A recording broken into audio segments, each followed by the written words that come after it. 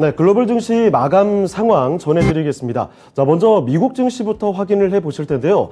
뉴욕 증시 또다시 하락으로 거래를 마치게 됐습니다. 자, 무려 지금 5거래일째 연속해서 하락세를 보이고 있는 거죠.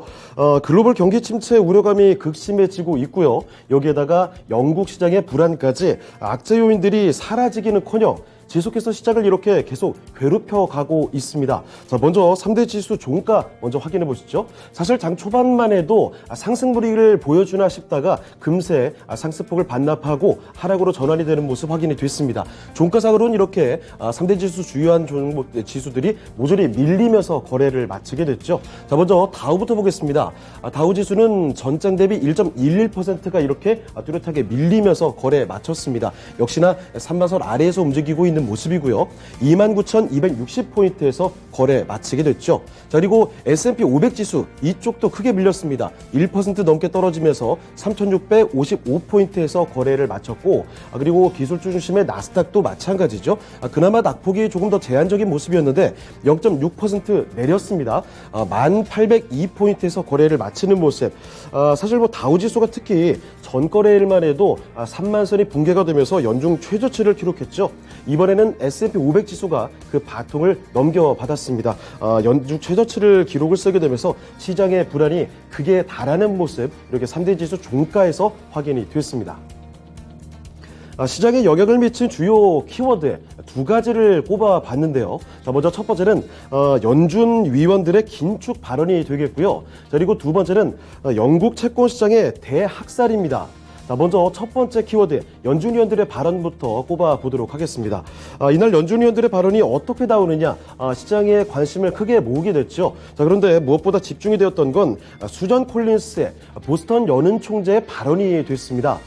이 콜린스 연은 총재는 40년 만에 최고치를 기록한 미국의 인플레이션이 정점에 가까워졌을 가능성까지 언급을 하기도 했습니다. 자, 그렇습니다만 경제가 둔화하더라도 인플레이션을 2% 수준으로 되돌리기 위해서 금리를 추가로 인상해야 한다라고 주장한 점을 시장에서는 중점적으로 인식을 하게 됐습니다.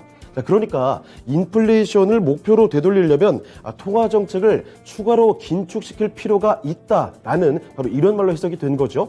자, 그래서 콜린스는 올해 특히 FOMC 투표권을 갖고 있는 위원입니다. 자, 그렇기 때문에 더욱더 시장에서 이목이 집중된 건데요. 자, 이렇게 긴축의 메시지가 자꾸만 연준 위원들의 발언을 통해서 나오게 되는 건 아무래도 주식시장에서는 크나큰 부담 요인으로 작용이 될 수밖에 없었습니다. 자, 그리고 또 하나 보시면 영국의 이번에 감세안, 전거래일에도 말씀드린 바가 있었죠. 정말 대규모 감세안이 발표가 됐습니다. 이 감세안으로부터 촉발된 금융시장의 불안 양상으로 보실 수가 있을 텐데 채권 시장에서 투매가 펼쳐지면서 폭주 양상이 벌어지고 있습니다.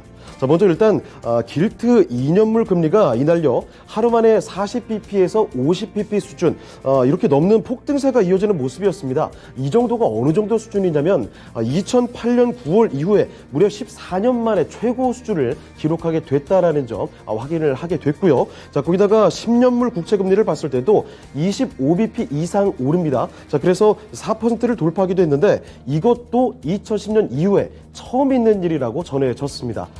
이런 양상이 마치 1994년에 있었던 이 채권 시장의 대학살을 닮아 있다라는 이런 해석이 나오게 되면서 금융시장에 상당한 불안 요인으로 작용이 됐습니다. 자, 그래서 결과적으로 이런 영국의 파운드화의 폭락 양상이 달러화의 가치를 더욱더 끌어올리고 있다는 점, 소위 그러니까 이 킹달러 현상이 더욱더 심화되고 있다는 점이 글로벌 증시에 왜곡을 가져올 수 있다는 우려감, 그래서 시장에서는 정말 큰 부담감으로 작용이 되는 흐름을 보여줬습니다. 자, 바로 이런 요인들을 적극적으로 반영을 하게 되면서 지난밤 뉴욕 증시는 5거래일 연속해서 하락으로 거래를 마치게 됐습니다. 자, 이번에는 업종별 그리고 섹터별 흐름도 확인해 보시죠. 자, 업종별 흐름 보시면 일단 업종 평균 흐름 보시겠습니다. 업종 평균적으로 대부분 이렇게 밀리는 모습이죠. 1.03%가 떨어지는 모습이었습니다. 전거래일에 비해서는 그나마 상황이 좀 나아지긴 했습니다. 전장에서 1.7%대 평균적으로 떨어진 데 비해서 평균 낙폭이 좀 줄어들었고요. 전거래일에서 11개 섹터 모두 내린 데 비해서는 그나마 1개 섹터 정도가 올랐죠. 자, 하지만 시장의 두려움은 똑같이 읽혔습니다. 일단 국제유가의 급락세에 따라서 따라서 이 전거래일에 유난히 크게 떨어졌던 업종이 이 섹터가 바로 에너지 섹터였죠.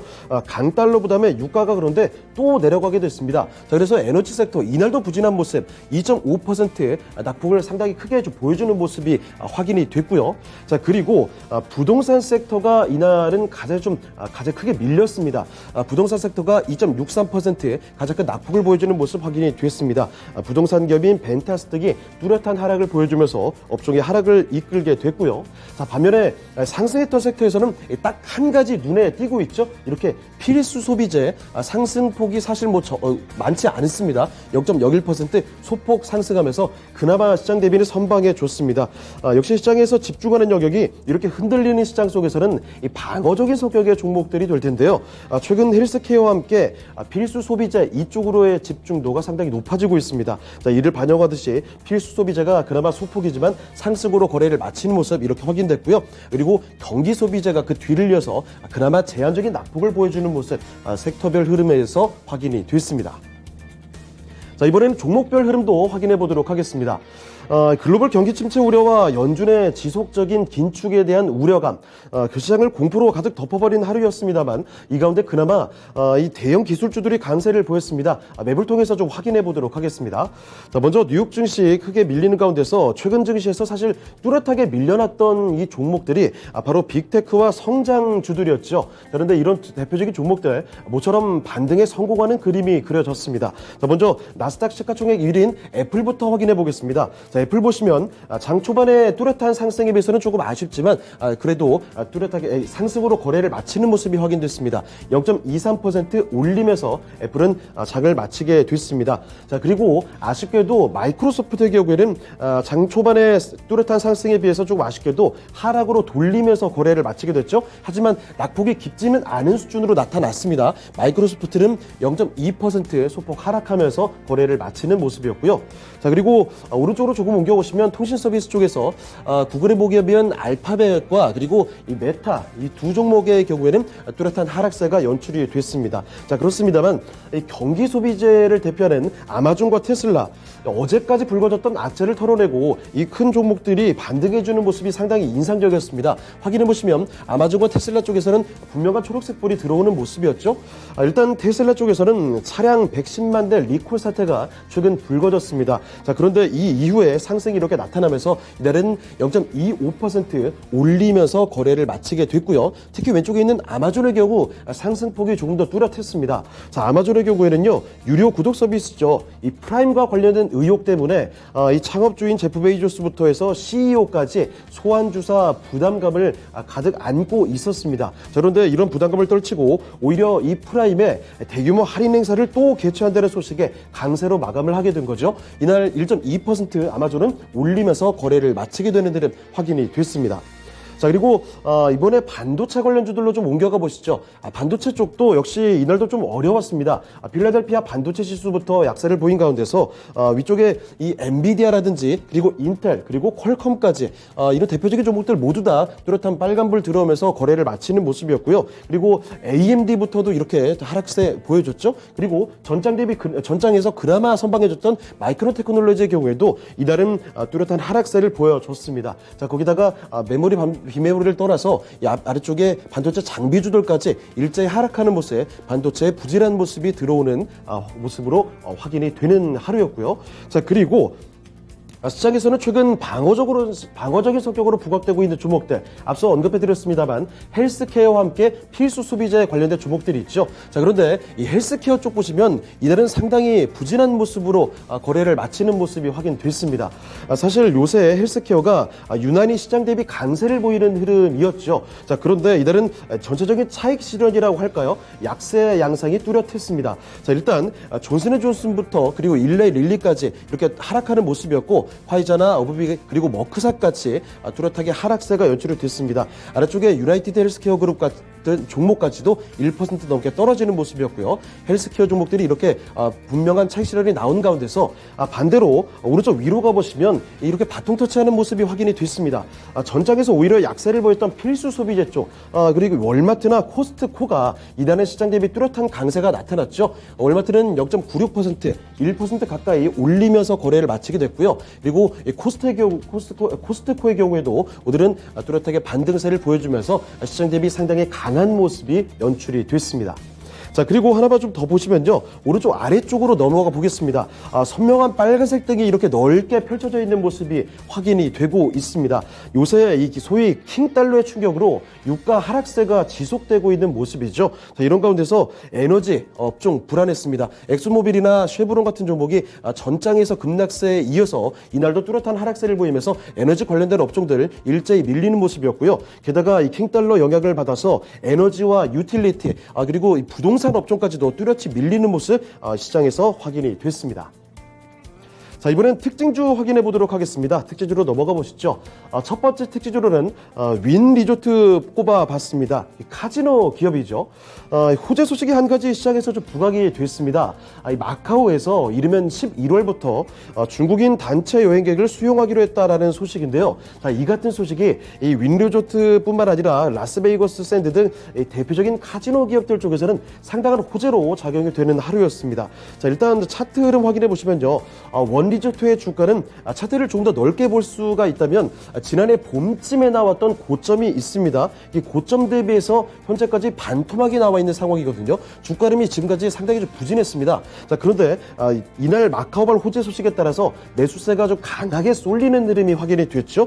무려 전장 대비 11% 급등세를 보여주는 모습, 12% 크게 들어 올렸습니다. 자, 그래서 종가 기준으로 주당 66.85달러에서 윈 리조트는 거래를 마치게 됐습니다. 자, 이어서 두 번째 특징주로 넘어가 보겠습니다. 자, 두 번째 특징주는 대표적인 밈주 가운데 하나로 AMC 엔터테인먼트 홀딩스 전해드리도록 하겠습니다. 미국 최대 영화관 체인 업체죠. 자, 이 AMC가 우선주인 이른바 에이프의 발행을 더 늘려버리겠다, 이런 소식을 발표를 하게 됩니다. 자, 그래서 이 보통주뿐만 아니라 APE, 에이프까지 모두 폭락세를 보이는 하루가 연출이 됐습니다. 시장에서는 그러니까 상당한 리스크 요인으로 보게 되는 것인데요. 차트 한번 확인해 보겠습니다. 차트 보시면요, AMC 엔터테인먼트 전장 대비해서 무려 14% 넘게 폭락세를 보여줬습니다. 사실 최근 차트 흐름 자체도 크게 좋지 않았는데 이날 이런 발표를 하게 되면서 여기서 매도세가 더 많이 출회가 되게 된 거죠. 자, 그래서 14.5%대 폭락한 주당 6.8달러 수준에서 거래를 마치게 됐고요. 차트 보시는 대로 지난 5월에 있었던 저점 부근까지 다시금 근접하고 있는 모습이 확인됐습니다. 자, 이번에는 유럽 증시 상황으로 넘어가 보도록 하겠습니다. 유럽 증시 보시죠. 주요국 증시 먼저 보시면요, 글로벌 경기 침체에 대한 우려로 대부분 하락 마감하게 됐습니다. 하지만 변동폭 자체는 전장 대비해서는 그래도 제한적인 수준으로 나타났습니다. 일단 시장에서 받아들이고 있는 재료는 전거래일과 동일하게 나타나고 있습니다. 유럽 중앙은행들도 인플레이션을 억제하기 위해서 현재 공격적인 금리 인상에 나서고 있는 모습이죠. 이 때문에 글로벌 경제 성장 전망에 대한 이 우려감이 커지고 있는 가운데서 이번에 영국의 리즈 트러스 총리가 이끄는 새 정부가 앞서 언급해드렸던 것처럼 이 성장 촉진을 위해서 감세를 실시하겠다고 대규모 감세안을 발표하게 됐습니다. 자, 이에 따라서 특히나 시장에서 화두가 된 점이 50년 만에 최고 수준이었다는 점, 이 규모에 특히나 집중을 하는 모습이었고요. 이에 따라 파운드 달러 화율이 파운드당 1.0382달러까지 급락하는 등 이 파운드와 달러와 가치가 이 동등해지는 이른바 페리티에 대한 우려가 시장에서 부각이 됐습니다. 자, 그래서 안 그래도 킹달러라고 하면서 비정상적인 달러 강세 양상이 최근 들어서 계속 이어지고 있는 모습이었죠. 자, 그런데 이게 더 심화될 우려가 나타났다는 거죠. 자, 그래서 이에 따라 유럽 증시는 부담을 상당히 가져가는 모습이었고요. 이에 따른 주요국 증시 종가 상황도 체크해 보도록 하겠습니다. 자, 먼저 보시면 독일의 닥스 지수입니다. 전장 대비 0.46% 밀리면서 거래를 마치게 됐습니다. 종가상으로 12,227포인트에서 거래를 마치게 됐고요. 프랑스 까크 지수의 경우에도 포인트로 소폭 하락으로 거래를 마쳤죠. 전장 대비 0.24% 내렸습니다. 포인트로는 5,769포인트에서 깎아지수 종가가 확인이 됐습니다. 자, 반면에 보시면 영국의 푸치백 지수의 경우에는 소폭 상승으로 거래를 마쳤습니다. 강보 수준이죠. 0.03% 소폭 올리면서 7,020포인트에서 거래를 마치는 모습 확인이 됐습니다. 유럽 주요 증시 종가사가 확인해 보셨고요. 자, 이번에는 상품 시장으로 넘어가 보도록 하겠습니다. 자, 먼저 이 국제 유가부터 확인해 보겠습니다.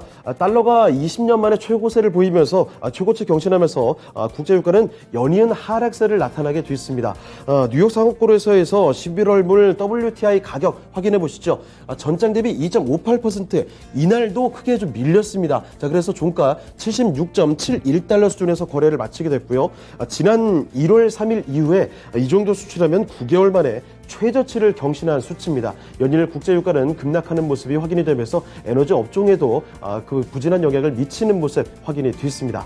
자, 그리고 이어서 달러 초강세 영향을 받아서 이 구리 가격 자체도 국제 구리 가격이 연이은 내림세를 나타내고 있습니다. 자, 이날도 보시면 톤당 7,307달러 수준에서 거래를 마치게 됐죠. 전장 대비 1.9% 거의 2% 가까이 밀리면서 연일 뚜렷한 하락세가 연출이 됐습니다. 자, 그리고 대표적인 안전자산이죠. 이 금 가격이 또 하락을 하게 됐습니다. 금 선물 가격이 온스당 1.3%대 밀렸죠. 1.34% 내리면서 1,633달러 수준에서 마감을 하게 됐습니다. 글로벌 달러와 초강세와 함께 채권 금리 상승이 이렇게 금 가격을 끌어내리게 된 요인으로 작용을 하게 됐습니다.